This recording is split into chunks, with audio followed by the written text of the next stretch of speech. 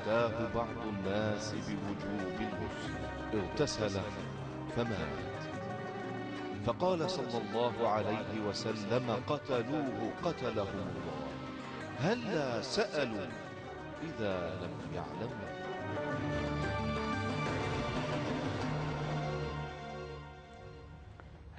هلا سألوا إذا لم يعلموا.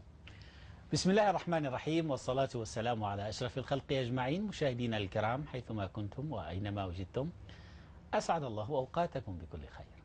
هذه حلقة جديدة من برنامجكم هلا سألوا عبر خامسة القرآن الكريم من الجزائر. هلا سألوا برنامجكم اليومي الذي يجيب عن مختلف أسئلتكم الدينية وانشغالاتكم الفقهية. أسعد جدا هذه الحلقة أن يرافقنا فضيلة الشيخ الدكتور سعيد بويزري، مجيبا عن كل ما تطرحونه من أسئلة وما تتفضلون به من انشغالات. دكتور سعيد، مرحبا بك. مرحبا أحمد، الله يبارك فيك. حديث الفتنة.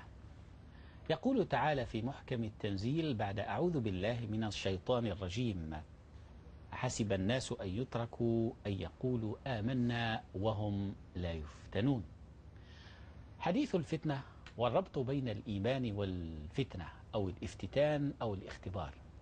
لماذا ربط الله سبحانه وتعالى في هذه الآية الكريمة بين الفتنة وحقيقة الإيمان؟ ثم كيف يجد المسلم الحق نفسه في خضم بحور الفتن التي تمر به يوما بعد يوم؟ لذلك نتحدث هذه الحلقة على ضوء هذه الآية الكريمة، حديث الفتنة وعلاقته بالإيمان. دكتور سعيد، الله يبارك فيك، هذه العلاقة التي أقرها القرآن الكريم: حسب الناس أن يتركوا أن يقولوا آمنا وهم لا يفتنون، هذا الربط لماذا؟ وما هي الفتنة في هذه الآية؟ بسم الله والحمد لله والصلاة والسلام على رسول الله صلى الله عليه وسلم. تحدثنا البارحة عن وجه من وجوه الفتنة، ولكن في لقاء اليوم نتحدث عن الوجه الآخر انطلاقا من الآية التي تفضلتم بتلاوتها في سورة العنكبوت في الآية الثانية. يقول ربنا سبحانه: أحسب الناس أن يتركوا أن يقولوا آمنا وهم لا يفتنون. حقيقة ارتبطت الفتنة هنا بمعنى الامتحان، بمعنى الابتلاء، الاختبار بالإيمان. أخي أحمد، حينما يقر الإنسان بعقيدة التوحيد يدخل في عقد مع الله عز وجل. حينما يقول أشهد أن لا إله إلا الله وأشهد أن محمد رسول الله، فقد دخل في عقد الإيمان. وهذه بالمناسبة أقول هذه الشهادة تساوي ما قاله القرآن الكريم في أواخر سورة البقرة: فمن يكفر بالطاغوت ويؤمن بالله فقد استمسك بالعروة الوثقى لا انفصام لها. فمن يكفر بالطاغوت تساوي لا إله، ويؤمن بالله تساوي إلا الله، نفي وإثبات. لا إله نفي تساوي فمن يكفر بالطاغوت، إلا الله إثبات تساوي إلا الله، ويؤمن بالله. هذه الآية القرآنية في سورة البقرة توضح لنا بكل بيان أن هذه الآية تجعل الإنسان يكفر بالطاغوت أولا، وكأن الإيمان لكي يكون صحيحا وسليما يجب أن يكون مسبوقا بكفر. ولكن أي كفر؟ كفر بالطاغوت. كل ما عدا الله عز وجل، كل ما سوى الله، فهو طاغوت في المعنى القرآني. بالمناسبة هناك لطيفة لغوية يقولها اللغويون. القاعدة تقول: الزيادة في المبنى تؤدي إلى الزيادة في المعنى. أيوة. لم تقل الآية الطاغية، طاغية خفيفة، ولكن ربي قال الطاغوت. هذه الكلمة التي تملأ الفم. الزيادة في المبنى تؤدي إلى الزيادة في المعنى. هذا الإيمان الذي يمتلكه الإنسان حقيقته تتجلى في 3 أمور أساسية كما يقول الإمام النووي وغيره من العلماء. الأمر الأول تصديق بالقلب، وإقرار باللسان، وتطبيق بالجوارح والأركان. 3 شروط تبين حقيقة الإيمان. الإيمان محله القلب، التصديق بالقلب وإقرار باللسان. اللسان هو الترجمان الذي يترجم مكنونات القلب، ولكن هذا لا يكفي، لازم الشرط الثالث اللي هو تطبيق بالجوارح والأركان. هذا الإيمان الذي تتحقق هذه الشروط تتحقق شروطه يحتاج إلى حماية من كل ألوان الفتن. هنا يقول ربنا أحسب الناس أن يقولوا آمنا وهم لا يفتنون. الجواب عن معناه الإيمان يقتضي الاختبار ويقتضي الامتحان. بما يفتن إيمان المؤمن؟ يفتن بالدنيا، الدنيا بملذاتها وشهواتها ومشكلاتها ومفاجآتها، هذه كلها فتن. لذلك الإمام الشافعي رضي الله عنه حينما سئل صيغة عجيبة بصيغة وصيغة التفضيل، سئل عن واجب وأوجاب وعن صعب وأصعب وعن عجيب وأعجب، إلى أن قال من واجب الناس أن يتوبوا ولكن ترك الذنوب أوجب، والدهر في صرفه عجيب ولكن غفلة الناس عنه أعجب. معنى الدنيا عامرة بالمفاجئات، عامرة بالمشكلات، عامرة بالعقبات، وهذه فتن للإنسان يختبر إيمانه، كما يختبر أيضا الإنسان في إيمانه من قبل الشيطان. الشيطان يأتيه بالوساوس المختلفة، يأتيه بالهموم، يأتيه بالأفكار السوداء، يعدكم الفقر ويأمركم نعم. يجتهد الشيطان في سرقة الإيمان. ابن القيم يقول لطيفة من اللطائف، قال إذا كان السارق إذا دخل بيتا يسرق الأشياء الغالية، مثلا الذهب ما خف وزنه وغلى ثمنه، ولكن الشيطان ماذا يسرق؟ يسرق الإيمان، لأنه أغلى ما يملكه الإنسان. وقد سمى الله عز وجل الشيطان بالعدو المبين، لينمي ديكلاري عدو مبين. وكذلك يفتن الإنسان حتى بالطيبات. قد نجد إنسانا مؤمنا ملتزما بالعبادات وهو فقير، يوم أن تفتح عليه الدنيا بمختلف الملذات والخيرات والأرزاق يفتن. لا ندري، قد نفتن بالخير وقد نفتن بالشر. المهم في النهاية على المؤمن أن يحمي إيمانه وأن يفقه هذه الآية ليحافظ على إيمانه ويكون مستعدا لتجاوز جميع الفتن بخير وأمان وسلام. أحسن الله إليك دكتور سعيد، شكرا جزيلا. هذا مدخلنا الحلقة عفوا من برنامجكم هل سألوا عبر خامسة القرآن الكريم من الجزائر، وقوفا عند موضوع الفتنة على ضوء الآية الكريمة حسب الناس أن يتركوا أن يقولوا آمنا وهم لا يفتنون. أذكر مشاهدينا الكرام أننا نتوافق ونستقبل مكالماتكم عبر أرقام الهاتف التي تظهر على الشاشة. أرقام الهاتف، شكرا جزيلا كمال. أرقام الهاتف تواصلوا معنا وسنجيبكم بحول الله عن كل ما تطرحونه من أسئلة وما تتفضلون به من انشغالات. بالنسبة لأسئلتكم التي تبعثوا بها عبر البريد الإلكتروني بحول الله سنجيب عنها في حصة خاصة يوم السبت بحول الله. علي من عنابة شيخنا سعيد قال: مات عمي تاركا زوجة 3 بنات، أبا أما و4 إخوة أشقاء. مات عمي تاركا زوجة 3 بنات، أبا أما و4 إخوة أشقاء، ما نصيب كل وارث؟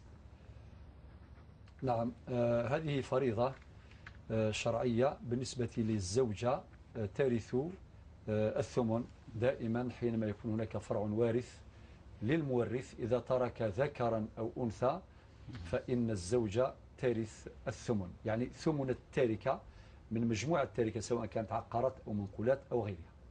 3 بنات يرثن الثلثين لتعددهن وعدم وجود عاصب، يعني البنات ما عندهمش عاصب فبالتالي يديوا الثلثين.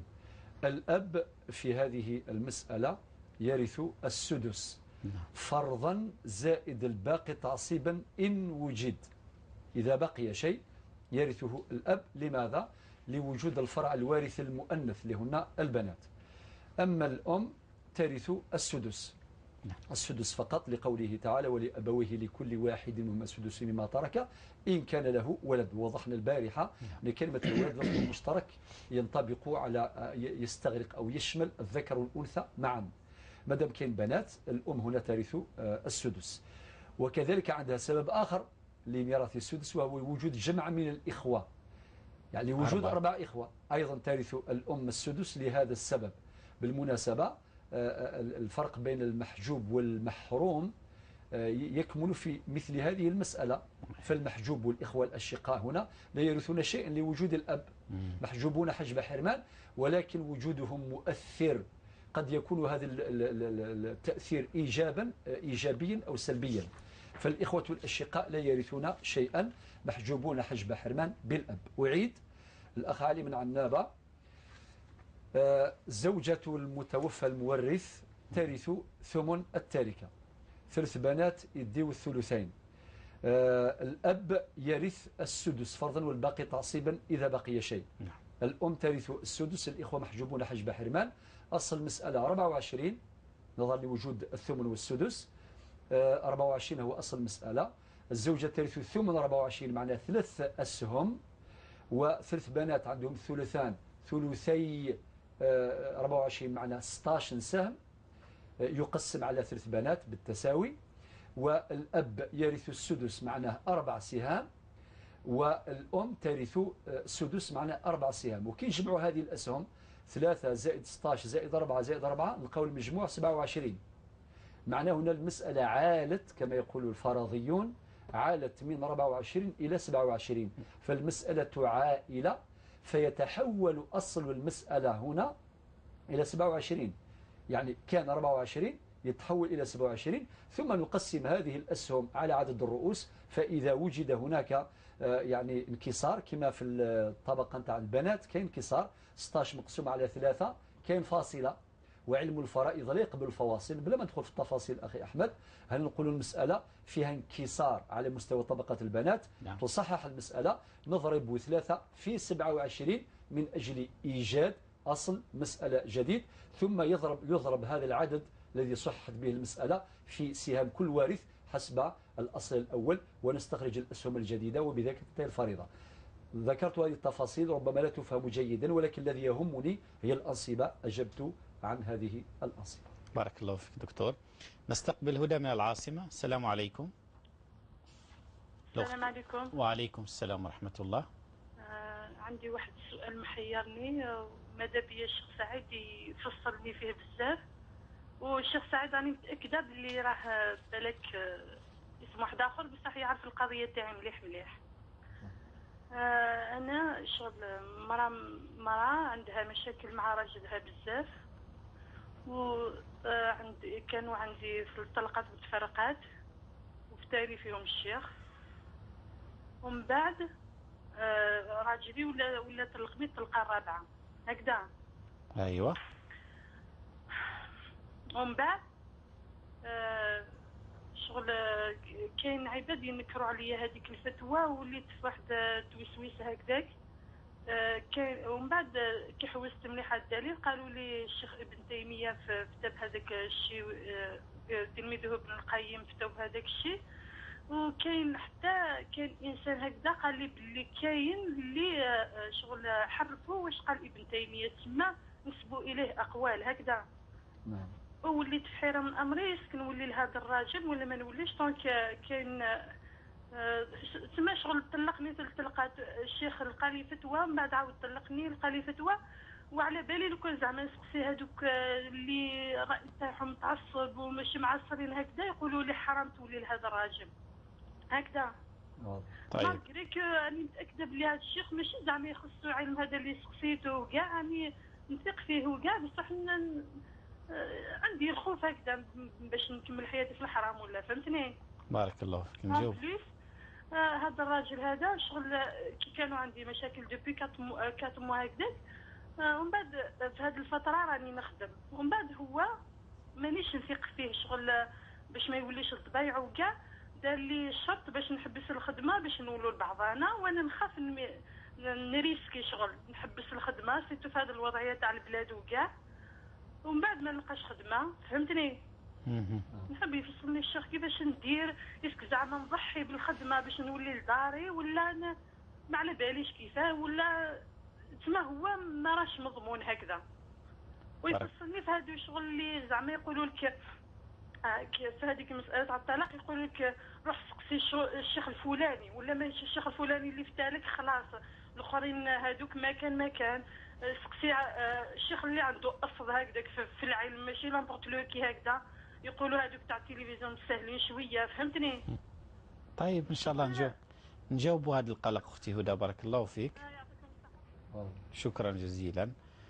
طيب شيخنا، أنا سأترك هذه الأسئلة وأبدأ من انشغال هدى لما فيه من قلق إن صح التعبير، وثم أريد أن أجيب، يعني أريدك أن تجيبني شيخنا على جزئية من هم أولئك الذين لديهم أصل في العلم، وما هو العلم الشرعي، حتى لأنه نحن هنا في تلفزيون سيدتي الكريمة نسمع ونعرف مع من نسأل ونتعلم معهم، فأصل العلم وهذه الأمور حتى لا تصير فتنة بين الناس في هذا الباب. تفضل.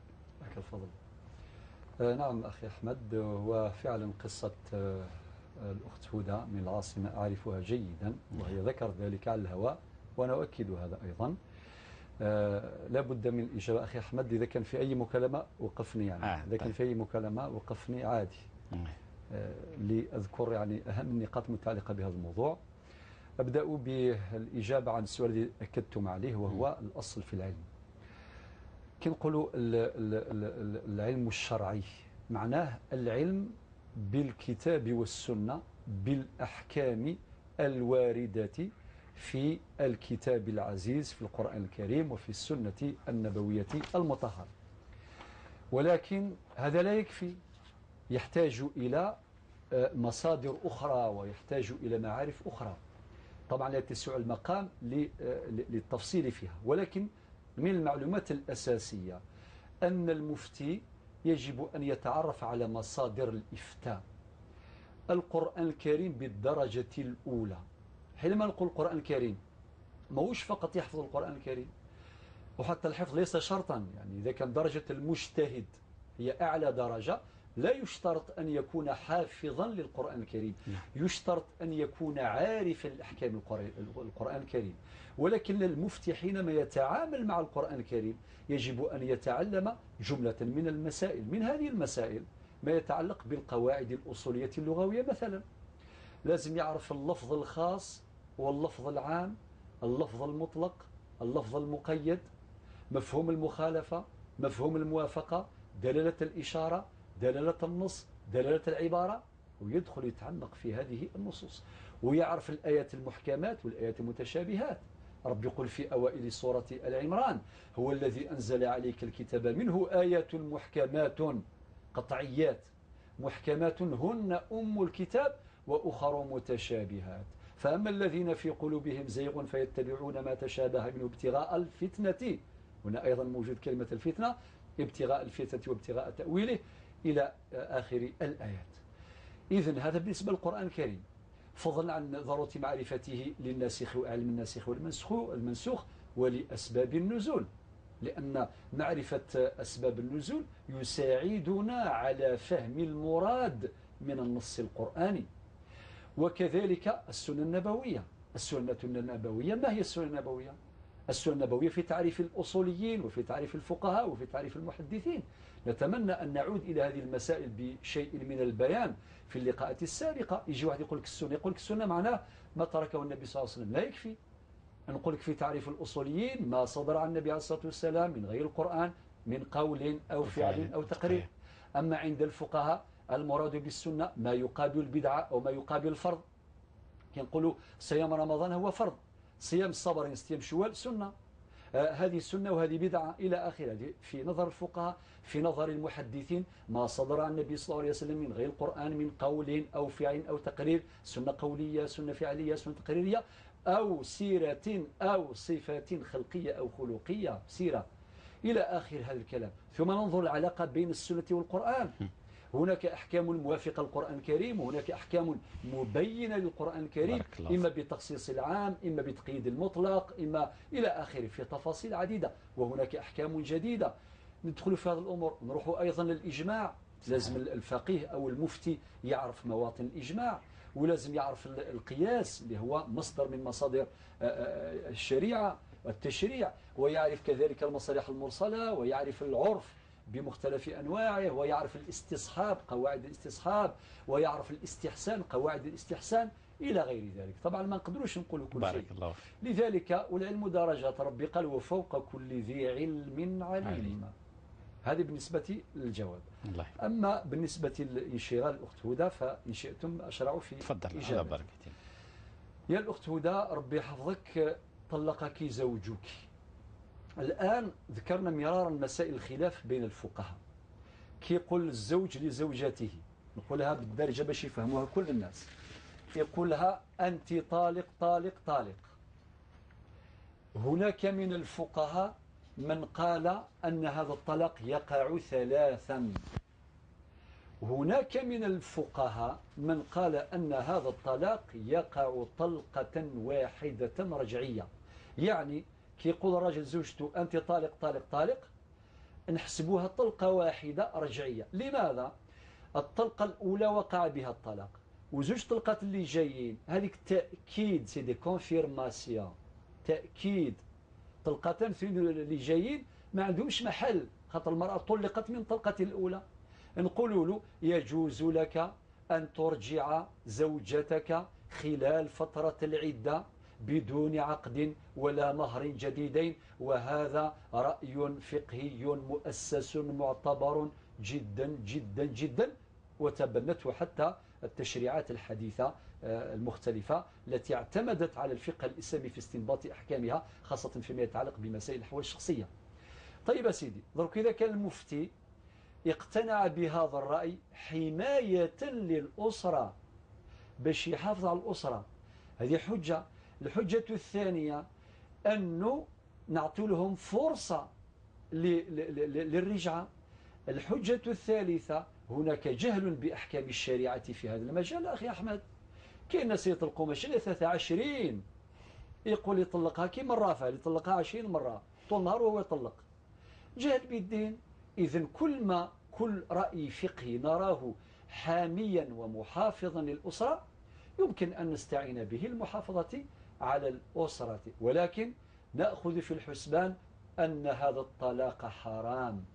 للشخص اللي يطلق بهذه الطريقة نقول له أنت آثم، وهذا الطلاق يصنف ضمن الطلاق البدعي غير المشروع المخالف للسنة.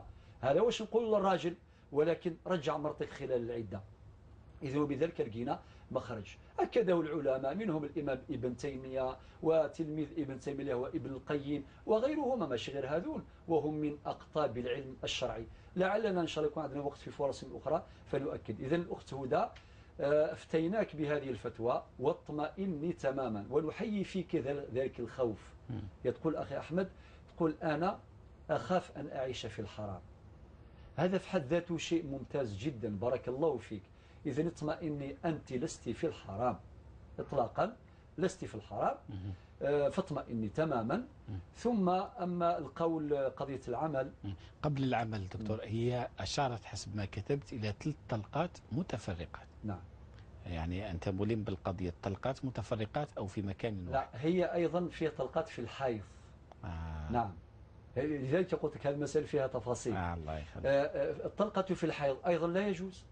المرأة كي تكون، شوف يعني روعة الشريعة الإسلامية، معنى كأن توجه رسالة إلى الرجال تقول لهم كي تكون مرتك حائض، التغير الفيزيولوجي الحاصل ينتج عنه تغيرات نفسية سيكولوجية.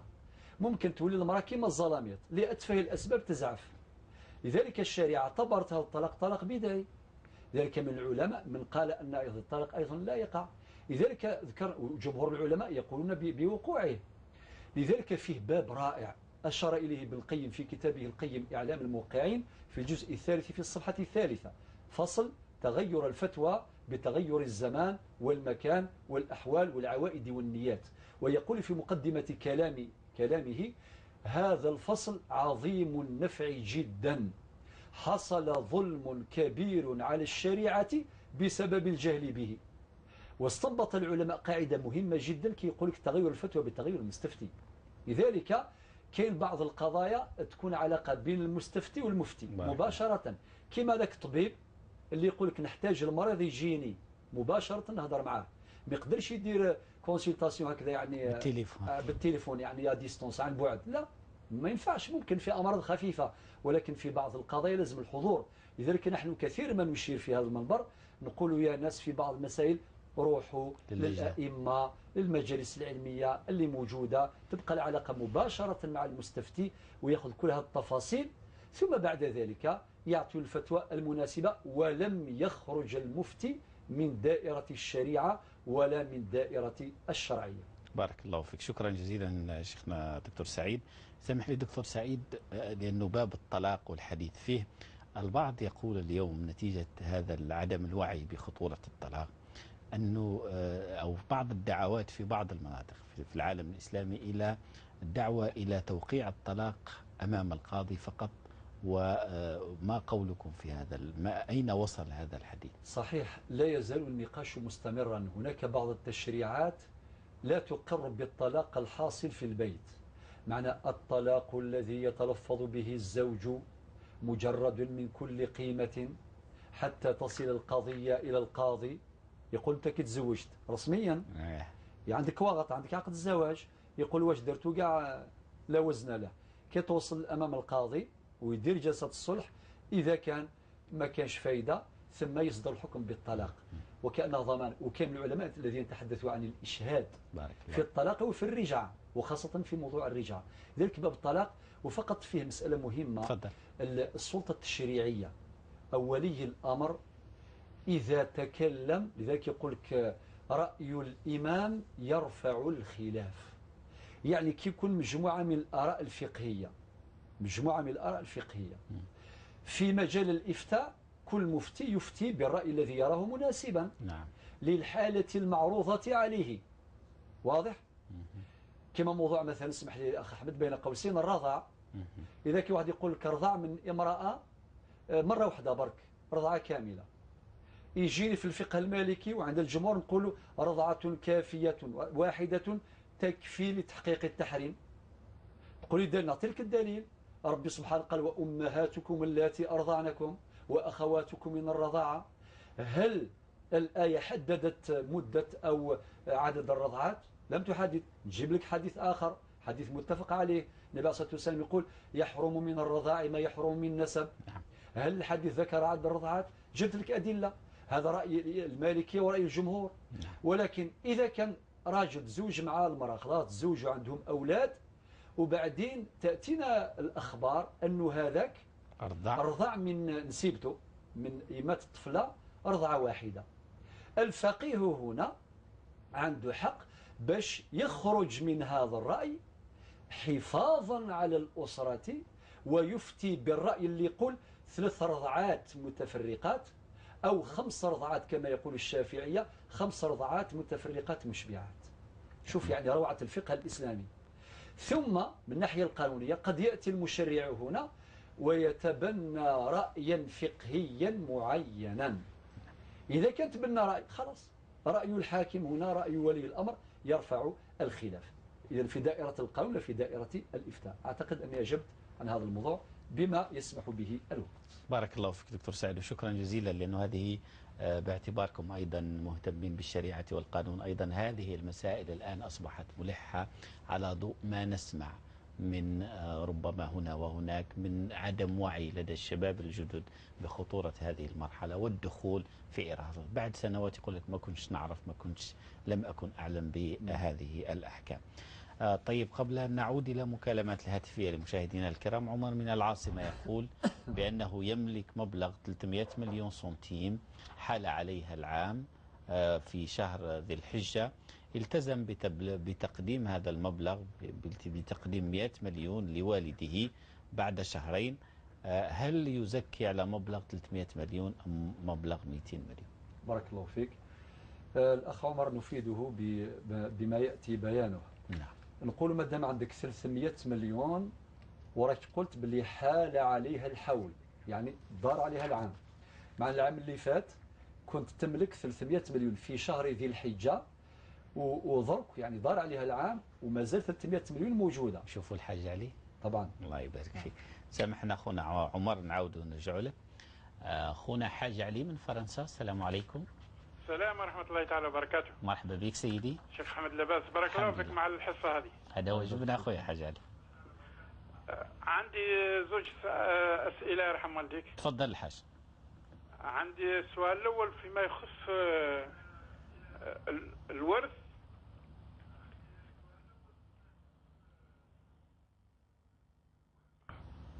كاين عندنا واحد قصير مسكين عاجز، ويعني دائما في السبيطار يعني، وما ينجمش لا يخرج لا حتى حاجه. وعندنا ورث باش نقسموه، والخو نتاعو الكبير قال لك يعني الورث نتاعو احنا ندوه ونقسموه علينا احنا، وهو ما نعطوا والو. وهو هنا دركا متكلفين به في فرنسا، كاين اللي متكلفه به، عنده الكونت نتاعو وعنده كل شيء. الخاوه نتاعو الاخرين قال لك اودي احنا نصرفوه ونحطوا له الدراهم في الكونت نتاعو، ربما باش يشري بها اللبسه، يشري بها حوايج يعني اللي لازمته. والسؤال الثاني اخويا حاج علي. نعم. هما دايرين عليه حجر. ما سمعتكش. هل مازالوا بعقله يعني هذا العاجز، هذا المريض؟ عاجز، هو عاجز ما يتحركش من السبيطار دائما. لا، مش قضية العجز البيولوجي ولا الجسدي، لا، العقل نتاعو مازال سليم.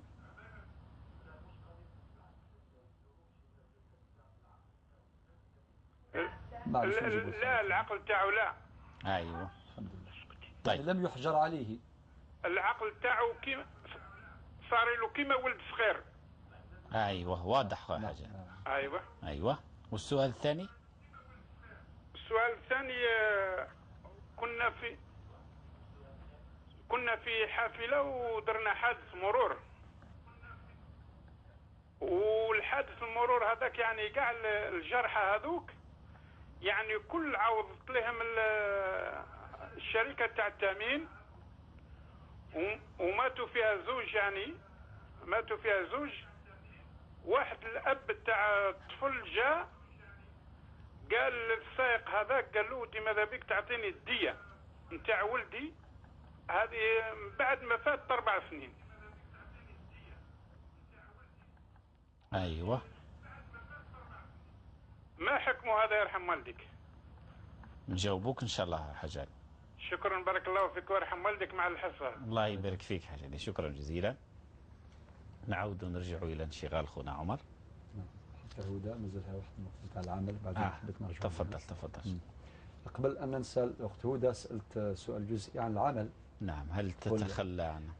نقول لك مادام اعرف المعطيات القضيه جدا، فربما المشاهد الكريم لا يستوعب ما اقول، لأن القضيه هذه خاصه، فبالتالي نقول لك الان اشتغلي. فاذا كان عبر عن نيته وعزمه الأكيد على الاستمرار في الحياة الزوجية متحملا لجميع مسؤولياته الزوجية، عود إليه بدون حرج. أما إذا لم يوفر أسباب الحياة الزوجية، على الأقل الحد الأدنى ربنا في القرآن يقول وعلى المولود له رزقهن وكسوتهن بالمعروف. وقال النبي صلى الله عليه وسلم في حديث صحيح كفى بالمرء إثما أن يضيع من يقوت. لا إله.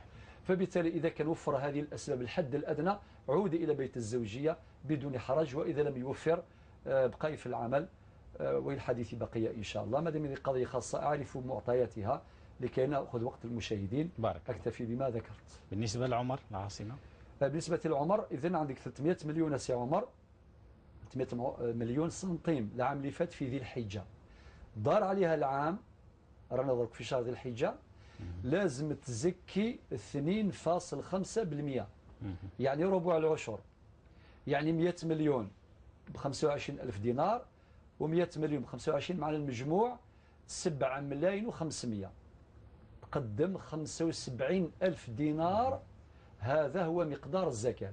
300 مليون سنتيم مضروبة في 2.5 مقسومة على 100 تلقى 7 ملايين ونص سنتيم، هذه تعطيها الفقراء والمساكين.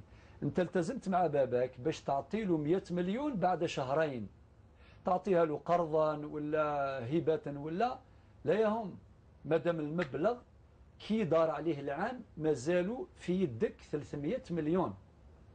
لو كان انت الزكاة نتاعك بعد 3 شهور خلاص نحاسبك فقط، يعني تحاسب شرعا على 200 مليون فقط. إذا القرض حتى نرجع، إذا كان القرض كان هبة خرج من حيازاتك، فبالتالي أنت لست مالكا، لأنك إذا وهبت شيئا خرج من ملكيتك. أما أنه مجرد وعد التزام لم يأتي وقت التنفيذ، فأنت الآن ملزم بإخراج زكاة من أصل 300 مليون سنتيم، يعني 7 ملايين ونص سنتيم. بارك الله فيك دكتور. يسأل سؤاليه الثاني: هل يشترط عدد معين في عقد المضاربة؟ لا، عقد المضاربة الحمد لله هذه من العقود الجائزة شرعا. ما هو الشرط يكون عدد معين، يعني ممكن يكونوا زوج، أنا والأخ أحمد ممكن نديروا عقد مضاربة. يعني أخوي أحمد مثلا أنت عندك 500 مليون تعطي لي دراهم، وأنايا نعطي الخدمة نتاعي، العرق نتاعي فقط، معناه هو يساهم بالمال وأنا أساهم بالجهد. هذا هو عقد المضاربة. يعني هذه من روائع الشريعة أيضا. واحد عنده أموال ما عندوش وقت يخدم كاش مشروع تجاري، والآخر عنده جهد وما عندوش دراهم، يكون تكامل، مدن سوى ربي قمذن. فبالتالي وياك ننشئ الآن عقد اسمه عقد المضاربة. ممكن نضيف إلينا 2 3 4 5 مهما كان العدد تصح به هذه المعاملة. بارك الله فيك. طيب نستقبل دحمون من فرنسا. أخ دحمون السلام عليكم. وعليكم السلام أخي. مرحبا بك، سؤالك سيدي. بارك الله فيك. بارك الله فيك. عيدكم مبروك على كل حال، كل عام وانتم بخير. ربي يبارك فيك. والشيخ كذلك وكل الأمة الجزائرية. يا أخي عندي سؤال. تفضل. concernant le crédit bancaire. بارك الله فيك. Le crédit bancaire avec comment on appelle des intérêts. Moi je veux juste acheter une maison. باغي ان شاء الله نشري بيت ان شاء الله في فرنسا، و c'est-à-dire avec le salaire ou gars, je peux pas le payer cash. Je voulais juste savoir par rapport au crédit bancaire, la banque elle va toucher des intérêts, est-ce que halal ou haram? طيب نجاوبك ان شاء الله. بارك الله فيكم. الله يبارك فيك خويا دحمون، بارك الله فيك. شكرا. دكتور، بالنسبة للسؤال الأخير من أسئلة عمر، ما هي طريقة توزيع الأرباح؟ كنت حددتها في طريقة توزيع الأرباح في عقد المضاربة. طرق عديدة جائزة. الطريقة الأولى نتفقوا بالنص، نكملوا برك في المثال، أنت عندك 500 وأنا عندي الخدمة. إذن أنا أخويا أحمد عنده 500 مليون سنتيم وأنا عندي خدمة، درنا مشروع. إذا اتفق أنا وياك بالنص، جبنا مثلا 30 مليون سنتيم فايدة ربح، مادام اتفقنا سلفا عند إبرام عقد المضاربة متفقين وياك بالنص، 50% 50%. كيفاش نقسموا 30 مليون؟ انت 15 وانا 15، هكذا جماعة الخير. إذا أنا وياك درنا عقد بالطريقة الآتية، أنت تأخذ الثلثين وأنا أخذ الثلث، خلاص متفقين. أنت عندك دراهم مديتهم وأنا عندي الجهد. كي نجيبوا 30 مليون كيفاش نقسموها؟ أخذا في وهذه جائزة أيضا، أنت الثلثين وأنا الثلث. 30 مليون معنى تأخذ 20 مليون وأنا أخذ 10 ملايين. هذه الطريقة أيضا مليحة. قد يقول قال كيف؟ نقول لك هذا صحيح وهذا صحيح. هذه من روعة الشريعة الإسلامية. ممكن أخي أحمد إذا كان ماشي بثلثين ما يقبلش، وأنا نبقى يعني شومر، نبقى بدون خدمة. أنا المهم نخدم، نلقى بالثلث بالسدس، المهم نخدم. وأنت أيضا من حقك، والشريعة تقبل هذا بكل شفافية وبكل وضوح، أنك تشترط في البداية، تقول أنا مستعد نعطيك 500 مليون لكن بالثلثين. إذن يا أخي عمر هذه الطريقة جائزة وهذه الطريقة جائزة. قد تقول لي ممكن الناس داروا عقد المضاربة وما يعرفوش هذه الأحكام الشرعية، مشاو بالنية حتى بدات الأرباح تجي. نقول لك هنا عند عدم التحديد تقسم الأرباح بالنصف. يعني جابوا 50 مليون ربح 25. حقيقة زميل أمين وهو يتابعك قال لك في حالة ما يربحوش، في حالة الخسارة. ممتاز. أيضا حتى في هذه فريق تقني يتابع. فريق تقني الله يبارك، هما أيضا يسألوا. الجواب خويا أحمد، أنت عندك 500 مليون وأنا عندي الجهد. أمين عنده الجهد. نعم أمين معنا عنده الجهد. عنده الجهد. طيب سيدي، إذا كان في خسارة ودائما في العقود هذه نقول لا سمح الله. طبعا الإنسان يتمنى الربح. نعم. ولكن إذا وفر كل الأسباب ثم جاءت الخسارة مرحبا بالله عطا الله، قدر الله وما شاء فعل. طيب ما هو العمل هنا؟ نقول أنت ضاعوا لك الأموال، عليك بالصبر الجميل، وهو راح له الجهد نتاعو عليه بالصبر الجميل. أيوة. صارت مشاكل في هذا النوع، ممكن يأتي صاحب المال ويطالب العامل يقول له نقسمه 500 مليون، معناه أنا نخسر 250 وانت ترجع لي 250، وهذا ظلم. لماذا؟ لأنه هو خسر جهده، خسر وقته، وانت يا أخي أحمد خسرت دراهم، إن شاء الله ما تخسروش إن شاء الله. وهذا هو الجواب الأخ أمين. الله يحفظك، شكرا جزيلا دكتور سعيد وأحسن الله إليك. نبدأ بخونا حاج علي اللي يتحدث عن حالة قاصر وعاجز داخل المستشفى وتفكير الناس حوله، ميراثه ياخذوه ويقسموه وهو يقول أنه عاجز كم لأنه كاين ناس تقوم عليه. ما قولكم فيه؟ الجواب أجيبك شرعا وقانونا. كي يكون إنسان عاجز كما قلت أنت في كلامك مثل طفل صغير، وطبعا الطفل الصغير ليس مسؤولا، ما عندوش ما يسمى في الفقه أهلية الأداء. نعم. لأنه الأهلية أهليتان، كاين أهلية الوجوب نعم. وكاين أهلية الأداء. مادام ما عندوش أهلية الأداء، ما عندوش لي كاباسيتي من الناحية العقلية باش يسير أمواله، لازم يكون عليه ما يسمى بالنيابة الشرعية، النائب الشرعي. والنيابة الشرعية كان 3 صيغ، 3 صيغ مذكورة في الفقه الإسلامي ومتبنات في القانون، مثل قانون الجزائر قانون 84/11 يعني كود الفامي، قانون الأسرة. النيابة الشرعية إما يكون ولي، إذا لم يكن هناك ولي يكون هناك وصي، إلا ما كانش وصي يكون هناك قيم بصيغة القانون المدني الجزائري أو مقدم بصيغة قانون الأسرة الجزائري. والقاضي حينما يصدر حكمه بالحجر على شخص معين يجب أن يقرر له لونا من ألوان الحماية، لأن القاضي ولي من لا ولي له. صحيح. هو صاحب الولاية العامة، ولكن هي ولاية نيابية عامة في حدود إقليمه القضائي.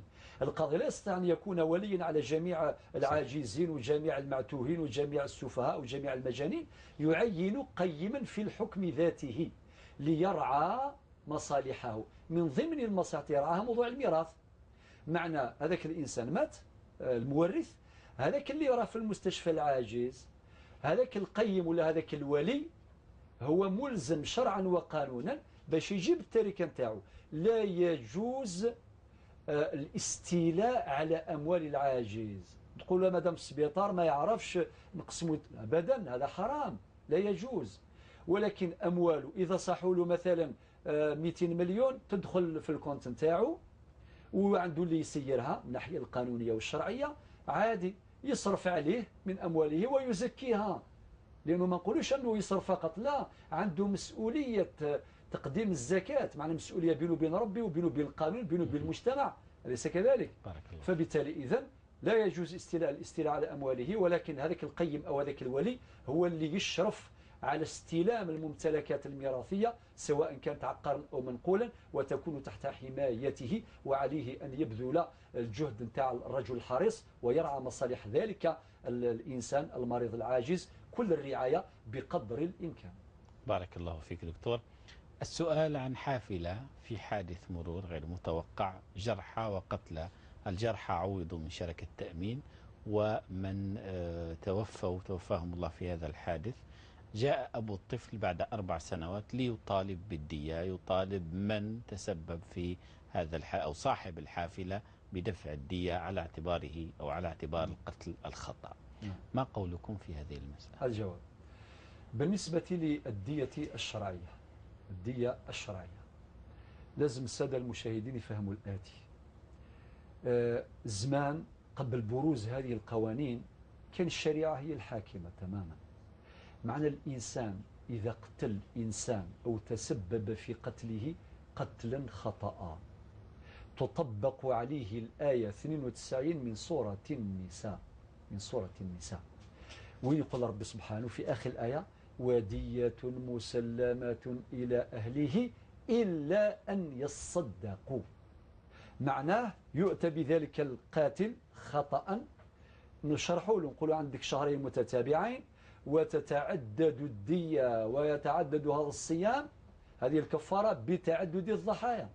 هذه مسائل شرعية يجب أن تعرف، وأتمنى أن تكون فرصة قادمة إن شاء الله نفصل سواء في الجانب الشرعي أو في الجانب القانوني لتتضح هذه المسائل وضوح الشمس باش الناس ما تخلطش بين الأحكام وما تغلطش. طيب نقول لازم تدفع الدية الشرعية. الدية الشرعية كان نقولوا 4000 يعني يا مقدار 100 إبل، مقدار 100 إبل يعني 100 جمل، أو ما يعادل 4250 غرام من الذهب. يعني في مليار وكذا، باش الناس تعرف بأن الدية الشرعية حاجة كبيرة.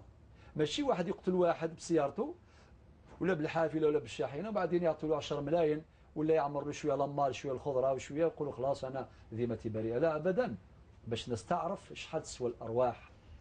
لذلك يا جماعة الخير أقول هذا الجواب المدخلي لهذه المسألة. الآن كاين ما يسمى بشركة التأمين. هناك من الفقهاء اللي قالوا شركة التأمين تعوض ما يسمى بالعاقلة. هناك مصطلح فقهي مكالمة هو أمينة من فرنسا حتى لا نطيل عليها. اليوم حظ جاليتنا في الخارج كبير. سيدة أمينة مرحبا بك.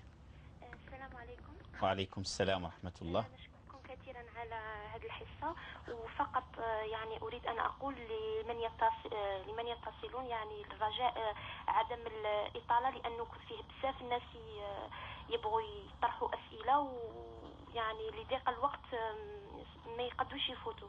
بارك الله فيك، شكرا. عندي زوج أسئلة. تفضلي أخت أمينة. السؤال الأول، عندي طفل وراني حامل، وقالوا لي الناس ما خرجش يعني الرضاعة، مازال راني نرضعه. قالوا لي الفوق زعما في الدين ما لازمش نرضع ونكون حامل في نفس الوقت. أيوة.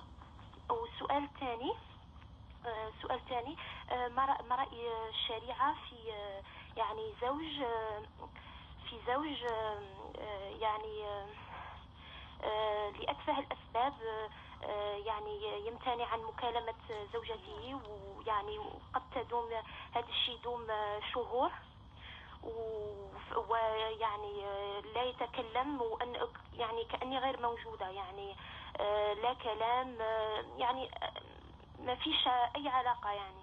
ويقول أنه يعني مش حاب يعيش معايا فقط من أجل هذا الطفل اللي كاين يعني بيناتنا، يعني بحكم الغربة، يعني هذا شعور يعني شعور رهيب جدا. فما لا أعرف هل أستمر في العيش معه وأنا أعرف أنه يعني لا يحب العيش معي، هل أستمر أم يعني أطالب بالطلاق، لأنه أعرف أنه لا يريد العيش معي فقط من أجل الطفل. طيب. وأشكركم كثيرا على هذه الحصة. شكرا. ربي يحفظك سيدتي الكريمة، ونتمنى وربي يحفظ هذه البراءة الصغيرة التي سمعناها إن شاء الله لتواجه الحياة بشكل أقوى، وربي يقدرك إن شاء الله على تربيتهم سيدة أمينة. نعود إلى اليوم حظ جاليتنا في الخارج كبير في فرنسا. تفضل شيخنا نرجع له. قلنا العاقلة هذه يعني من يدفع هذيك الدية؟ كي سمعتوا الدية حاجة كبيرة. طيب ومن يدفعها؟ ما هوش فقط القاتل خطأ، هو ومن معه من عصبته الذكور اللي اسمهم العاقلة، الأسرة الكبيرة. قد يقول قائل الآن يقول والله العائلة هذه واحد يقتل يروح يقول لعمه ولا ولد عمه أعطيه لي، يقول له واش دخلني أنا؟ أنت تقتل الناس في طريق وأنا نخلص. هذه كارثة أخرى معنى في تقطع يعني داخل أواصر. لذلك بعض الفقهاء يقول لك الآن كاين شركة التأمين، هي اللي تعوض هذه العاقلة، فبالتالي يخرجوا نتيجة يقول لك ما دفعته شركة التأمين هذا يجزي ويخلي براء، يعني هذاك الإنسان القاتل خطأ ذمته بريئة ما دام دفعت. ولكن السؤال الذي يظل مطروحا: هل المقدار الذي تقدمه شركة التأمين يساوي مقدار الدية كما حددناها شرعا؟ مسائل.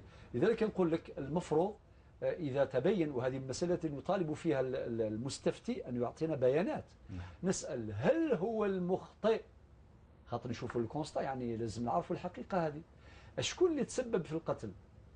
لازم تكون علاقة سببية.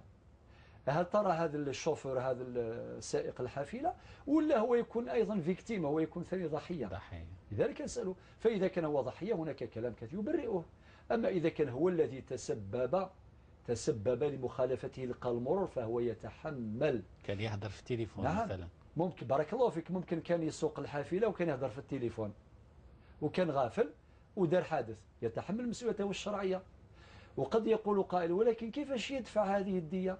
نقول لك يمكن دفعها على أقساط، كاين حلول شرعية، أحكام شرعية مهمة.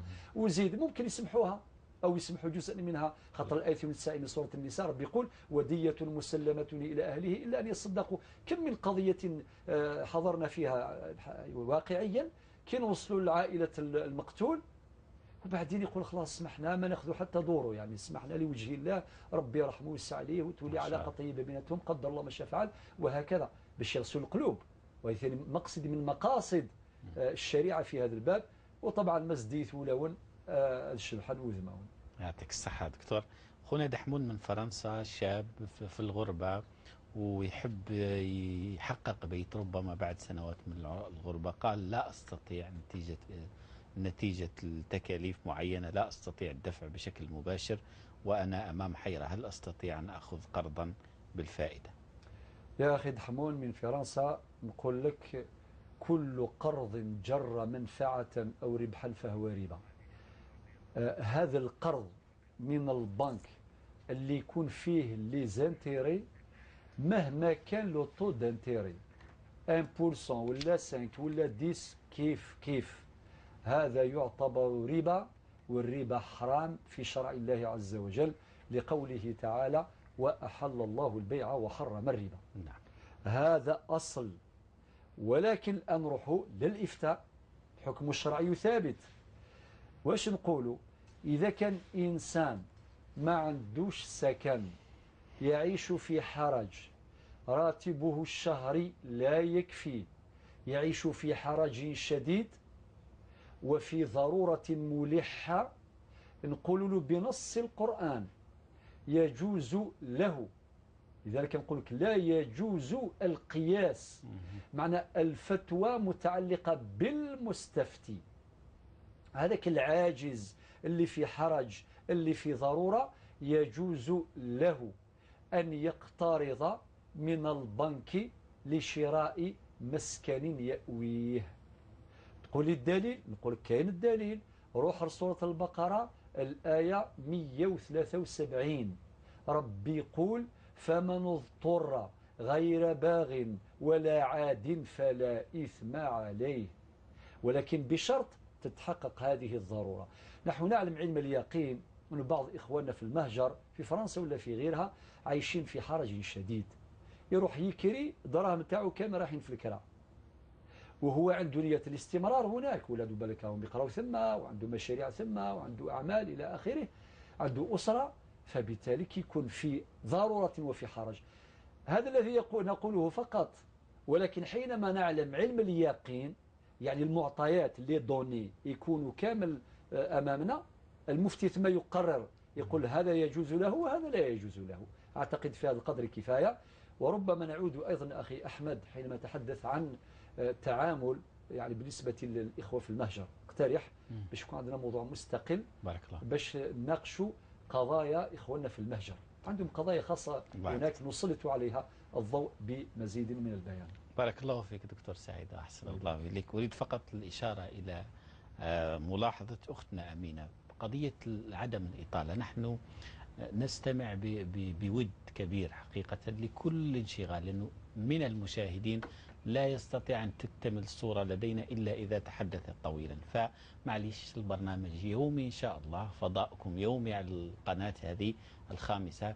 طيب اللي عنده المهم يعطينا الصورة واضحة حتى نعطوا الرأي الفقهي مع شيوخنا الأفاضل بشكل واضح، وربي يبارك فيك على هذا الحرص وعلى مزيد من التواصل. هي حامل ربي يبارك لها ومرضعة أيضا، هي تقول هل أرضع وأنا حامل؟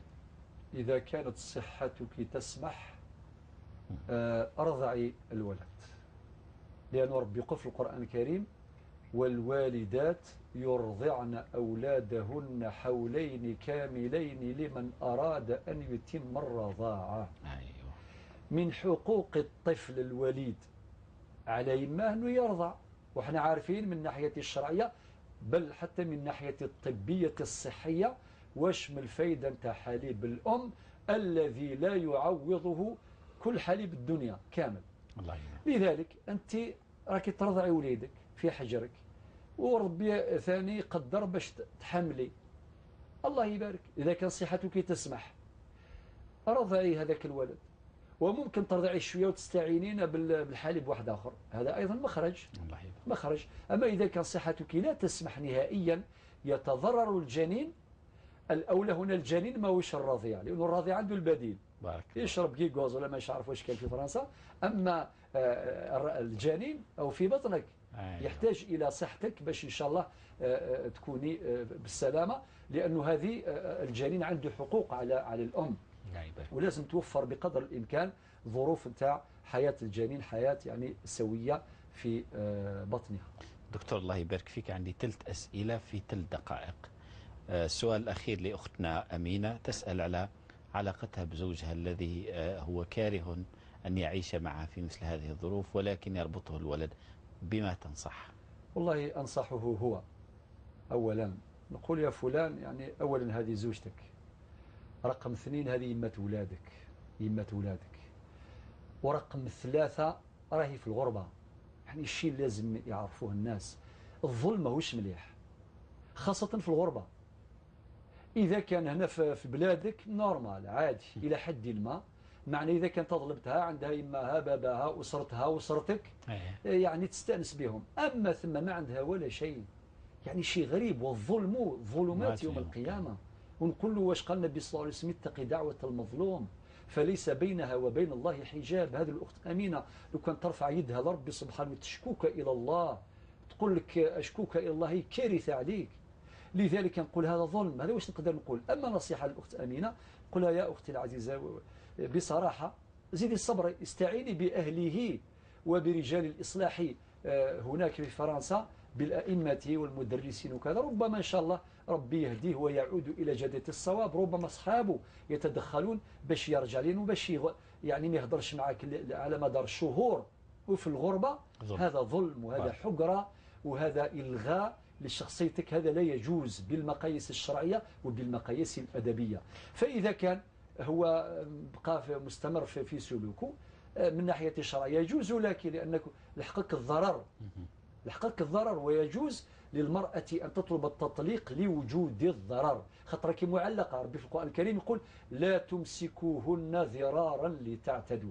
إذا سمحت لي أخي أحمد سنرجع ربما تفاصيل هذا الموضوع نوعدوها في الحلقة القادمة إن شاء الله يوم الأحد إن شاء الله وقدر، سنجيبها بالتفصيل عن هذه النقطة ونقاط أخرى ما دام هناك أسئلة بقيت، لا أدري ماذا بقي. الله يبارك فيك. في 30 ثانية عبد السلام بجاية، هل تصح الوصية بمنزل الوارث الذي يكون مرض مزمن ولا يقدر على العمل؟ الوصية للوارث لا تصح إلا بإجازة الورثة. أعيد، لا وصية لوارث إلا أن يجيز الورثة. أدرك ركعة واحدة في صلاة العصر قبل غروب الشمس، هل تعتبر الصلاة أداء أم قضاء؟ تعتبر أداء لا قضاء، طبقا لحديث أبي هريرة يقول النبي صلى الله عليه وسلم من أدرك ركعة يعني من العصر قبل أن تغرب الشمس فقد أدرك صلاة العصر. شكرا جزيلا شيخنا الدكتور سعيد بويزري. أنقل لكم تحيات فريق التقني العامل بقيادة كمال حمزة. نلقاكم بحول الله غدا. سلام عليكم.